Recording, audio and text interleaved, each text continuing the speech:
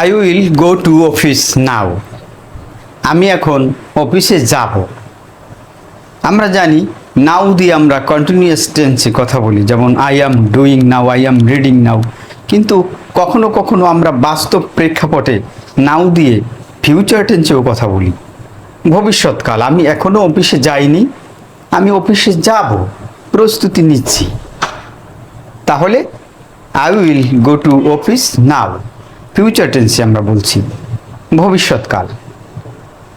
আর present continuous tense মানে এখনই আমি করিতেছি, যেমন I am getting ready now for office, I am putting on my shirt, I am wearing my shirt. এটা present continuous tense, আমি এখন করিতেছি। I am wearing my shirt, আমি শার্ট পরিতেছি, অথবা I am getting ready for office, I am putting on my shoes, I am walking on the road, I am going to office নাও। এই মুহূর্তে আমি হাঁটতেছি, এখন এই দেখুন আমি হাঁটতেছি, আমি অফিসে যাচ্ছি। এটা আমরা বলবো প্রেজেন্ট কন্টিনিউয়াস টেন্সে। I am going to office now. আমি যে গতকাল অফিসে গিয়েছিলাম সেটা অতীত হয়ে গেছে, পাস্ট টেন্স।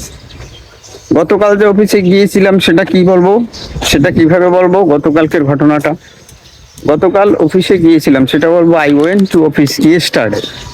আর গতকাল যে এরকম আমার কন্টিনিউয়াস ছিল, যাইতেছিলাম আমি অফিসে, এই যে আমি অফিসে যাইতেছি, সেটা যদি বলি যে গতকাল আমি অফিসে যাইতেছিলাম, আমি অফিসে যাইতেছিলাম তখন, তাহলে এটা পাস্ট কন্টিনিউয়াসে হবে। I was going to office then. আর আমি যে প্রতিদিন অফিসে যাই সেটা কিভাবে বলবো? প্রেজেন্ট ইনডিফিনিট টেন্সে বলবো, I go to office everyday. কালকে যে আমি অফিসে যাব, আগামীকাল, ভবিষ্যৎকাল, সেটা কিভাবে বলবো?